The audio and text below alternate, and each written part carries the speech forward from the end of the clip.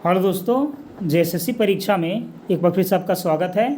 तो आज हम लोग जेएसएससी सीजीएल के लिए पेपर 2 का प्रैक्टिस सेट नंबर 7 को सॉल्यूशन करने वाले हैं। इस वीडियो में हम लोग जो जेएसएससी सीजीएल का सिलेबस होता है उसी से संबंधित 100 अति महत्वपूर्ण प्रश्न को शामिल किए हैं। ठीक है, तो चलिए टेस्ट नंबर 7 को आरंभ करते हैं। और दोस्तों, आप अपना आंसर अपने इस कमेंट बॉक्स में अवश्य दें। ठीक है, तो चलिए आरंभ करते हैं प्रश्न नंबर 1 के साथ। देखिए, प्रश्न नंबर 1 है कि आचार्य रामचंद्र शुक्ल ने वीर गाथा काल की सीमा क्या मानी है। ठीक है, तो बताना है इसमें कि आचार्य रामचंद्र शुक्ल जो थे वो वीर गाथा काल की सीमा क्या माने थे। ठीक है, फटाफट आप जवाब दीजिए। ठीक है, तो दोस्तों इसका जो सही आंसर हो जाएगा वो हो जाएगा ऑप्शन नंबर बी, यानी कि 1050 से लेकर के 1375 ईस्वी। ठीक है, इसको आचार्य रामचंद्र शुक्ल वीर गाथा काल की सीमा माने थे। ठीक है, प्रश्न नंबर 2 देखिए, साहित्य का इतिहास दर्शन किसका ग्रंथ है। साहित्य का इतिहास दर्शन किसका ग्रंथ है। ठीक है, फटाफट से इसका आंसर आप कमेंट बॉक्स में ज़रूर दीजिएगा। ठीक है, तो इसका जो आंसर हो जाएगा दोस्तों हो जाएगा नलिन बिलोचन शर्मा। क्या हो जाएगा? नलिन बिलोचन शर्मा, यानी कि ऑप्शन नंबर बी। ठीक है, साहित्य का इतिहास दर्शन जो है वो इनका ग्रंथ है। चलिए आगे बढ़ते हैं प्रश्न नंबर 3 की ओर। अमीर खुसरो हिंदी साहित्य के किस काल से संबंधित कवि हैं। अमीर खुसरो हिंदी साहित्य के किस काल से संबंधित कवि हैं। ठीक है, तो दोस्तों अमीर खुसरो जो है ना वो आदि काल से संबंधित हिंदी साहित्य के कवि हैं, आदि काल से संबंधित। ठीक है, आगे देखिए, आल्हा उदल नामक वीर सरदारों की वीरतापूर्ण लड़ाइयों का वर्णन निम्नलिखित में से किस ग्रंथ में किया गया है। निम्नलिखित में से किस ग्रंथ में किया गया है, तो वो किया गया है दोस्तों परमाल रासों में। किस में किया गया है? तो परमाल रासों में किया गया है। ठीक है, आगे देखिए प्रश्न नंबर 5 कि सिद्धों और योगियों की रचनाओं का जीवन की स्वाभाविक अनुभूतियों और दर्शन से कोई संबंध नहीं है, अतः वे शुद्ध साहित्य के अंतर्गत नहीं आती। किसका यह विचार है? ठीक है, यह जो विचार है यह किसका विचार है? तो यह विचार है रामचंद्र शुक्ल जी का। किसका विचार है? तो रामचंद्र शुक्ल जी का यह विचार है। ठीक है, आगे देखिए, रामचरितमानस, पद्मावत, सूरसागर, कबीर दोहावली जैसे ग्रंथ किस काल की देन है। ठीक है, ये सब जो ग्रंथ हैं वह किस काल की देन है। ठीक है, अपना आंसर जरूर दीजिएगा। तो ये जो है दोस्तों ये भक्ति काल की देन है। किस काल की देन है? तो भक्ति काल की देन है। ठीक है, चलिए आगे बढ़ते हैं। आगे देखिए प्रश्न नंबर 7 है कि रामचंद्र शुक्ल के अनुसार कबीरदास का जन्म कब माना जाता है। रामचंद्र शुक्ल के अनुसार कबीरदास का जो जन्म है वह कब माना जाता है। ठीक है, तो दोस्तों वो माना जाता है 1556 में। कब माना जाता है? तो 1556 में माना जाता है। ठीक है, चलिए आगे बढ़ते हैं। आगे है इसके बाद प्रश्न नंबर 8 कि भक्ति का प्रारंभ कहाँ से हुआ। भक्ति का प्रारंभ जो है वह कहाँ से हुआ। ठीक है, तो दोस्तों जो भक्ति है, भक्ति का प्रारंभ जो हुआ है वह हुआ है दक्षिण भारत से। कहाँ से हुआ है? तो दक्षिण भारत से हुआ है। ठीक है, चलिए आगे देखिए प्रश्न नंबर 9 देखिए कि रामचंद्र शुक्ल के अनुसार आदि गुरु ग्रंथ साहब में रैदास के कितने पद संग्रहित हैं। आदि गुरु ग्रंथ साहब में रैदास के कितने पद जो है वो संग्रहित है। तो रैदास के 40 पद संग्रहित किया गया है। कितने पद? तो 40 पद। आगे देखिए, निम्नलिखित में से लोक मंगल की साधना का कवि कहा जाता है। लोक मंगल की साधना का कवि किसको कहा जाता है? तो कहा जाता है तुलसीदास जी को। किसको? तो तुलसीदास जी को लोक मंगल की साधना की कवि कहा जाता है। ठीक है, आगे देखिए प्रश्न नंबर 11, भारतेंदु युग माना जाता है। भारतेंदु युग जो है वह माना जाता है। तो भारतेंदु युग जो है ना वो 1850 से लेकर के 1900 तक माना जाता है। 1850 से लेकर के 1900 तक माना जाता है। ठीक है, चलिए आगे बढ़ते हैं प्रश्न नंबर 12 की ओर। देखिए, नीरजा, निहार, रश्मि, सांध्य गीत किसकी रचना है? नीरजा, निहार, रश्मि, सांध्य गीत किसकी रचना है? तो ये रचना है दोस्तों महादेवी वर्मा जी का। किसकी रचना है? तो महादेवी वर्मा जी का यह रचना है। ठीक है, आगे देखिए, आगे है कि फोर्ट विलियम कॉलेज के हिंदुस्तानी के प्रथम प्रोफेसर कौन हैं? फोर्ट विलियम कॉलेज के हिंदुस्तान या हिंदुस्तानी के प्रथम प्रोफेसर कौन थे? तो थे गिल क्राइस्ट। कौन थे? तो गिल क्राइस्ट थे। याद रखिए, गिल क्राइस्ट। आगे देखिए, भारतेंदु नाटक मंडली द्वारा अभिनीत पहला नाटक था। भारतेंदु नाटक मंडली द्वारा अभिनीत पहला नाटक था। ठीक है, तो दोस्तों वो नाटक था सत्य हरिश्चंद्र। ठीक है, या सत्यवादी हरिश्चंद्र। याद रखिए, सत्य हरिश्चंद्र। ठीक है, आगे देखिए प्रश्न नंबर 15, जिंदगी नामा किसकी रचना है? जिंदगी नामा किसकी रचना है? तो जिंदगी नामा जो है कृष्णा सोबती का रचना है। किसका? कृष्णा सोबती का। आगे है कि हिंदी नवरत्न एक आलोचनात्मक कृति है जिसके आलोचक रचनाकार हैं। हिंदी नवरत्न एक आलोचनात्मक कृति है जिसके आलोचक रचनाकार कौन है? तो है मिश्र बंधु। कौन है? मिश्र बंधु हैं हिंदी नवरत्न के रचनाकार। आगे है प्रश्न नंबर 17 कि जातिवाचक संज्ञा से भाववाचक संज्ञा नहीं है। मतलब जातिवाचक संज्ञा शुरू वाला वर्ड रहेगा और दूसरा वर्ड रहेगा भाववाचक संज्ञा। ठीक है, 3 वैसे ही वर्ड रहेंगे और एक उसमें से वैसा वर्ड नहीं रहेगा। जैसे कि देखिए, मनुष्य जातिवाचक है, इससे भाव बन गया मनुष्यता। लड़का जातिवाचक है, इससे बन गया लड़कपन। मानव जातिवाचक है, इससे बन गया मानवता। लेकिन यहाँ पास जो अपना है ना, ये खुद ही भाववाचक था। ठीक है, और भाववाचक बन गया, लेकिन बात किया गया है जातिवाचक का। ठीक है, इसीलिए ये वाला नहीं हो जाएगा, यानी कि ऑप्शन नंबर डी जो है वो नहीं हो जाएगा। प्रश्न नंबर 18 देखिए, जैसी करनी वैसी भरनी रेखांकित में सर्वनाम बताना है कि जैसा वैसा क्या है? तो यह जो है ना दोस्तों, यह संबंधवाचक है। कौन सा वाचक है? तो संबंधवाचक है। ठीक है, याद रखिए, संबंधवाचक है। आगे देखिए प्रश्न नंबर 19, धातु के शब्दों का चयन करना है। जो शब्द क्रिया के धातु है वो शब्द को बताना है। ठीक है, तो ये सभी तो क्रिया है, लेकिन जो पढ़ है ना, ये पढ़ धातु है, यानी कि ऑप्शन नंबर ए इसका करेक्ट हो जाएगा। आगे देखिए दोस्तों, प्रश्न नंबर 20, द्वितीय प्रेरणार्थक क्रिया का उदाहरण है। द्वितीय प्रेरणार्थक क्रिया का उदाहरण है किसी से कोई काम करवाना, खिलवाना, सुनवाना, ये सभी। तो द्वितीय प्रेरणार्थक क्रिया का उदाहरण ये सब के सब हैं। ठीक है, आगे देखिए प्रश्न नंबर 21, परिमाणवाचक विशेषण। परिमाणवाचक विशेषण का उदाहरण नहीं है। ठीक है, वो परिमाणवाचक विशेषण का उदाहरण नहीं है। जैसे कि सारा देश, तो सारा परिणाम है, पूरी दुनिया परिणाम है, थोड़ा सा दूध परिणाम है, लेकिन पहला व्यक्ति ये तो संख्या है ना, ये परिणाम नहीं है, यानी कि ऑप्शन नंबर डी जो है वो नहीं हो जाएगा। अधिकरण कारक का विभक्ति है। अधिकरण कारक का विभक्ति है, तो अधिकरण हम लोग जब पढ़ते हैं कारक में तो अधिकरण में पर याद करते हैं। अधिकरण में पर, यानी कि ऑप्शन नंबर ए ही इसका विभक्ति हो जाएगा।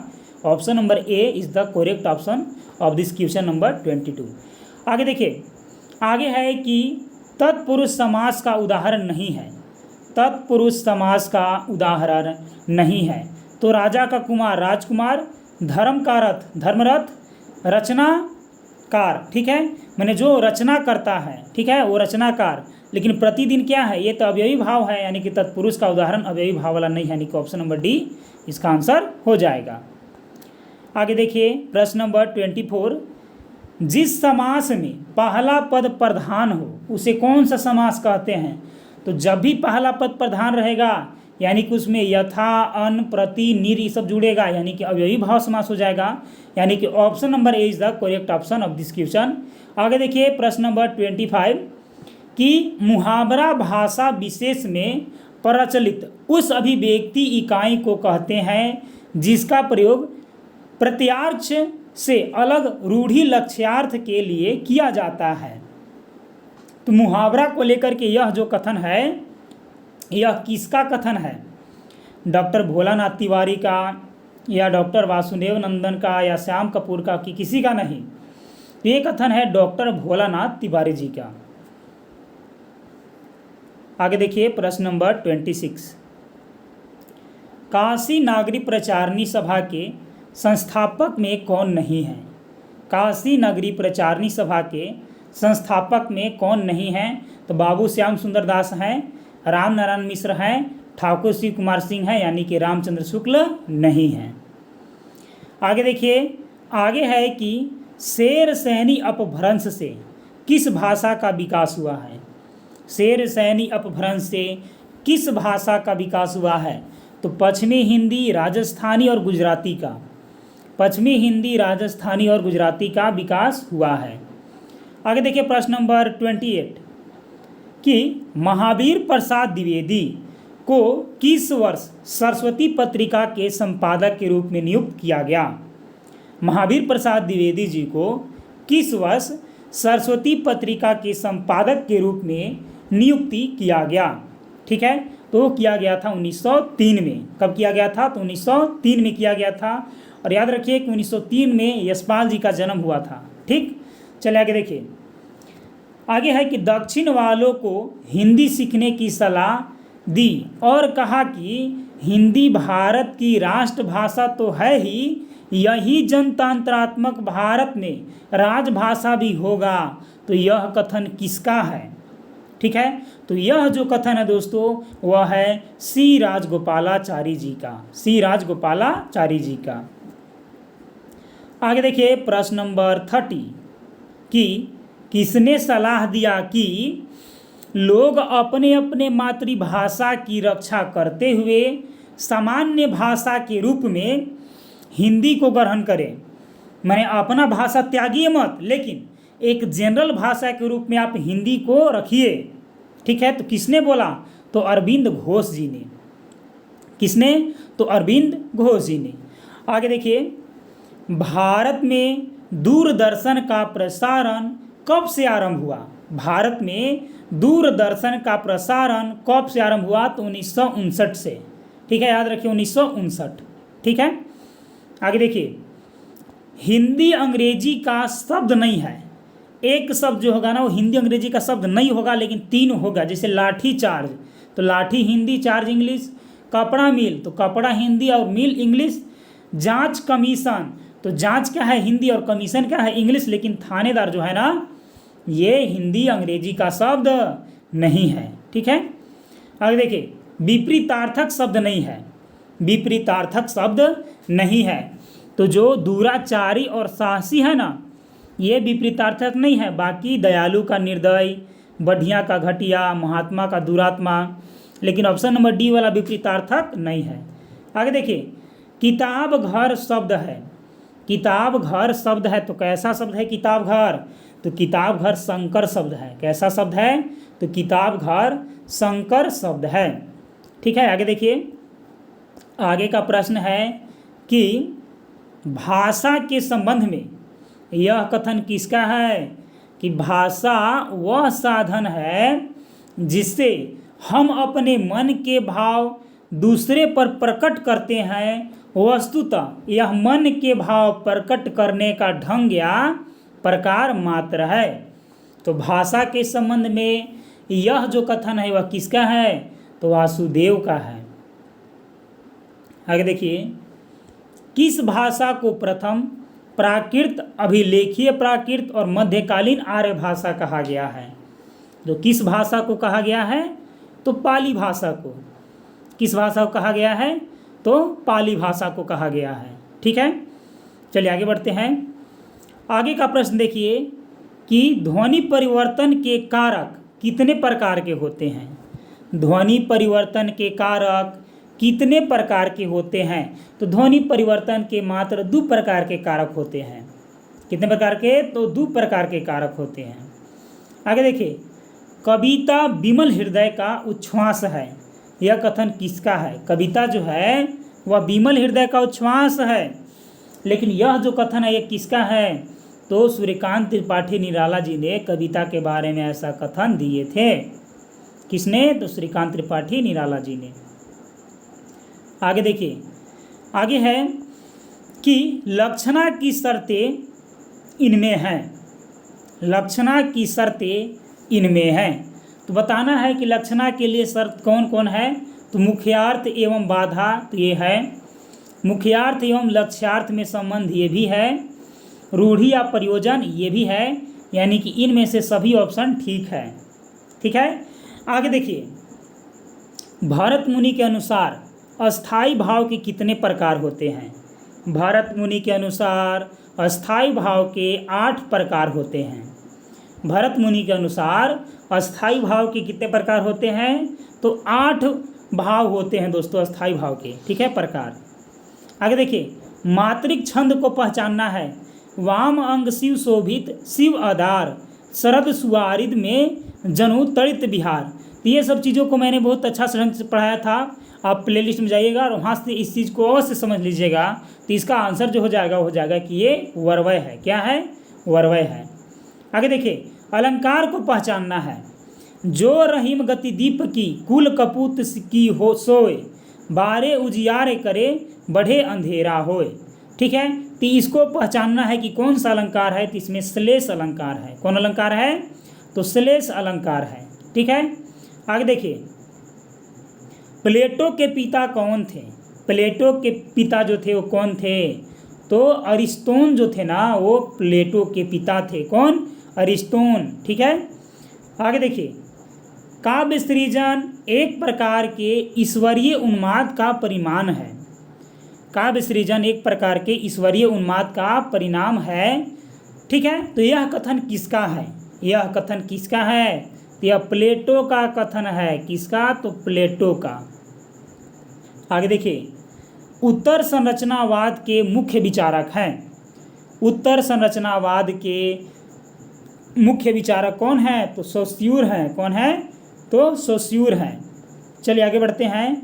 आगे देखिए, प्रश्न नंबर यहाँ से कि व्यावसायिक हिंदी नहीं है। ठीक है, व्यावसायिक हिंदी बताना है कि कौन सा जो है वह व्यावसायिक हिंदी नहीं है। ठीक है, 4 ऑप्शन आपके सामने हैं, फटाफट से इसके बारे में आप कमेंट अवश्य करें। ठीक है, तो व्यावसायिक हिंदी कौन नहीं है दोस्तों? तो वह है आपका अधिसूचना। ठीक है, ये व्यावसायिक हिंदी नहीं है। ठीक है, चलिए आगे बढ़ते हैं। आगे है कि सामाजिक पत्राचार नहीं है। सामाजिक पत्राचार नहीं है, तो आवेदन जो है ना, ये सामाजिक पत्राचार नहीं है, बाकी सब सामाजिक पत्राचार है। आगे देखिए, आगे है इसके बाद कि परिपत्र को अंग्रेजी में क्या कहते हैं? तो सर्कुलर। परिपत्र को अंग्रेजी में क्या कहते हैं? तो सर्कुलर कहते हैं।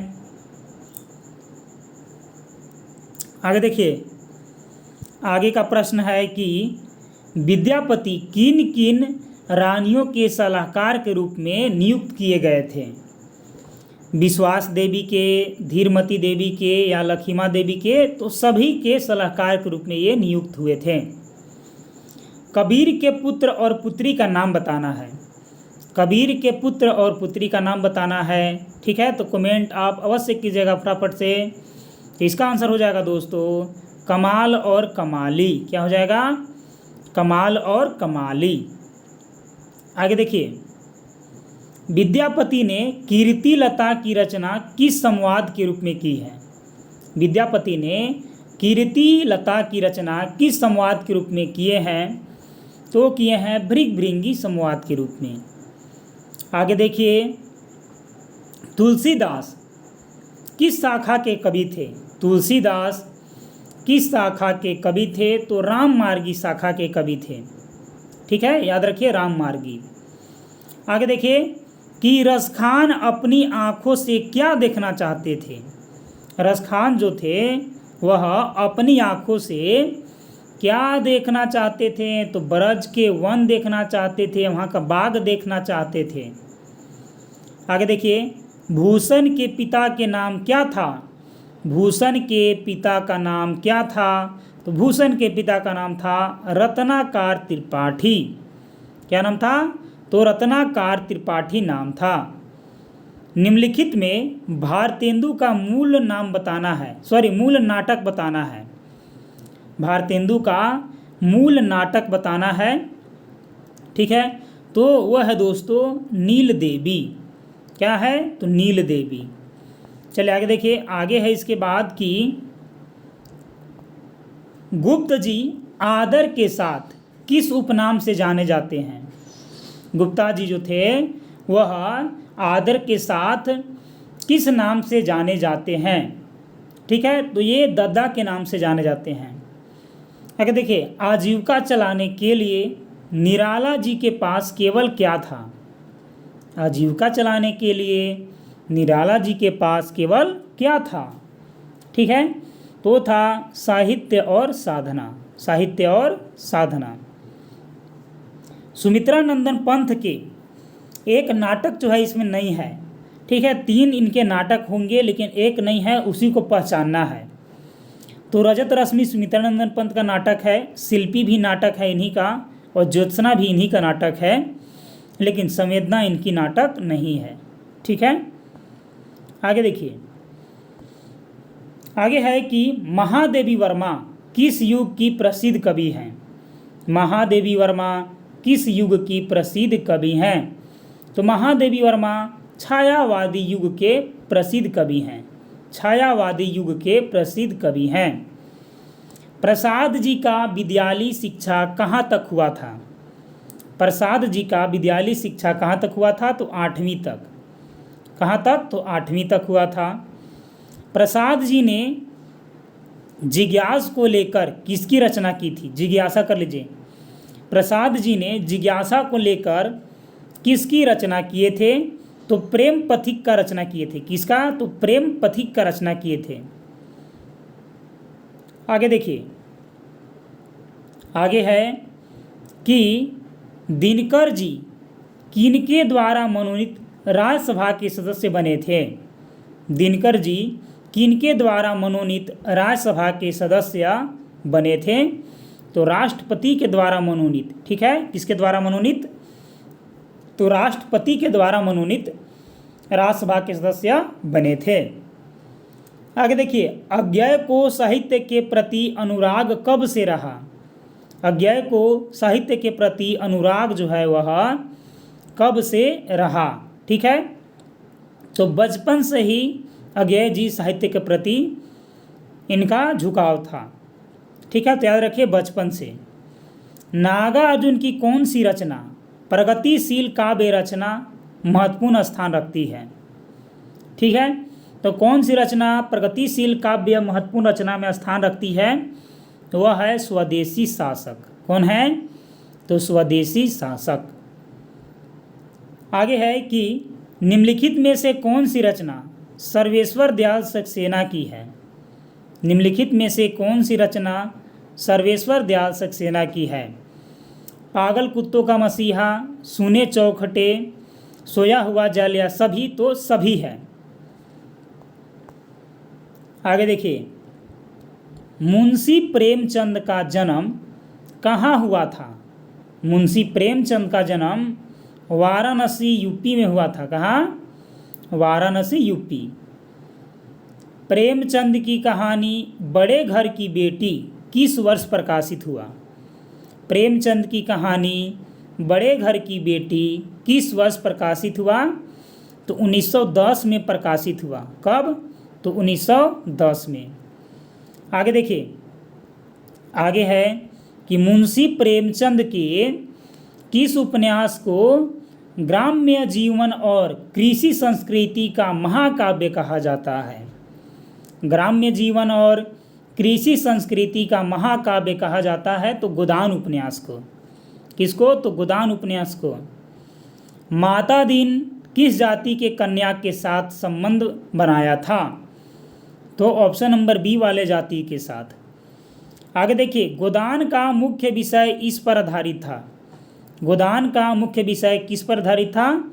तो भारतीय किसान पर। किस पर? तो भारतीय किसान पर। आगे देखिए, मेरीगंज से पूरब में किस नदी की धारा बहती है? तो कमला नदी की धारा बहती है। ठीक है, चलिए आगे देखिए, मद्रास के मेडिकल गजट ने संपादकीय लिखकर किसका अभिवादन या अभिनंदन किया था? ठीक है, तो डॉक्टर प्रशांत कुमार का। किसका? तो डॉक्टर प्रशांत कुमार का। आगे देखिए, कालीचरण का किस खेल में महारत हासिल था? कालीचरण का किस खेल में महारत हासिल था? तो कुश्ती में। आगे है कि दरोगा साहब किसको गिरफ्तार करके ले गए थे? दरोगा साहब किसको गिरफ्तार करके और ले गए थे? ठीक है, तो राम कृपाल सिंह को गिरफ्तार करके ले गए थे। राम कृपाल सिंह को गिरफ्तार करके ले गए थे। चलिए दोस्तों आगे बढ़ते हैं। आगे है कि राग दरबारी उपन्यास के गांव की राजनीति के केंद्र थे। राग दरबारी उपन्यास के गांव के राजनीति के केंद्र जो थे वह कौन थे? तो वैद्य जी और रामधीन भीखम खेड़वी, यानी कि दोनों थे। कौन थे? तो दोनों थे। ठीक है, आगे देखिए, श्री लाल शुक्ल ने अपने उपन्यास राग दरबारी में किसे समेटने का प्रयास किया? किसे समेटने का प्रयास किया? तो भारत के गांवों में जन्मी विसंगतियों को समेटने का प्रयास किया, यानी कि ऑप्शन नंबर ए इसका सही हो जाएगा। आगे देखिए, श्री लाल शुक्ल के किस उपन्यास का 15 भारतीय भाषाओं के अतिरिक्त अंग्रेजी में भी अनुवाद प्रकाशित किया गया? अंग्रेजी में भी अनुवाद प्रकाशित किया गया। तो राग दरबारी उपन्यास का। राग दरबारी उपन्यास का एकमात्र नारी पात्र का नाम बताना है। एकमात्र नारी पात्र का नाम बताना है। तो बेला। कौन? तो याद रखिएगा, बेला। ठीक है, आगे देखिए, आगे है कि जयशंकर प्रसाद का जन्म कब हुआ? जयशंकर प्रसाद का जन्म कब हुआ? तो 1889 में हुआ। कब हुआ? तो 1889 में। मधुआ शराबी के यहाँ क्या ओढ़कर सोया था? मधुआ जो था वो शराबी के यहाँ क्या ओढ़कर सोया था? तो फटा पुराना कोट। क्या ओढ़ करके? तो फटा पुराना कोट ओढ़ करके सोया था। प्रेमचंद का मृत्यु कब हुआ? तो कब हुआ? तो 1836 में हुआ। ठीक है, आगे देखिए, आगे है इसके बाद कि गंगी जब ठाकुर के कुआं पर पानी लेने पहुंची तो रात के कितने बज रहे थे? तो रात के कितने बज रहे थे? तो 9 बज रहे थे। कितने? तो 9 बज रहे थे। नीलम देश की राजकन्या में स्थित महलों में से नहीं है। 3 महल थे उसमें, पुखराज का महल था, पन्ने का महल था, हीरे का महल था, लेकिन सोना का महल नहीं था, यानी कि ऑप्शन नंबर डी हो जाएगा। कहानी के अनुसार किसको एकाएक किन्नरी बालाओं का हास कातुक फीका लगने लगा था? तो राजकन्या को लगने लगा था फीका। लतिका कॉन्वेंट स्कूल के छात्रावास में किस पद पर कार्यरत थी? तो वार्डन के पद पर कार्यरत थे। किस पद पर? तो वार्डन के पद पर कार्यरत थे। आगे देखिए, लेखक ने धर्मा को क्या लाने के लिए पैसे दिए थे? लेखक ने धर्मा को क्या लाने के लिए पैसे दिए थे?